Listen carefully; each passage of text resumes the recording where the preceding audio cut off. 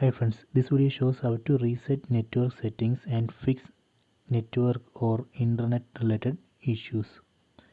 Open settings app, tap on this icon, then select connection and sharing, then go down, then select reset Wi-Fi, mobile networks and Bluetooth, then tap on this button reset settings.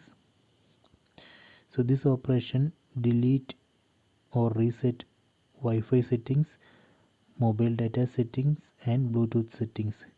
It then automatically create a new working mobile data settings, so that way we can fix internet or network related issues. Tap on OK. Network settings has been reset. So this way we can reset network settings and fix internet or network related issues.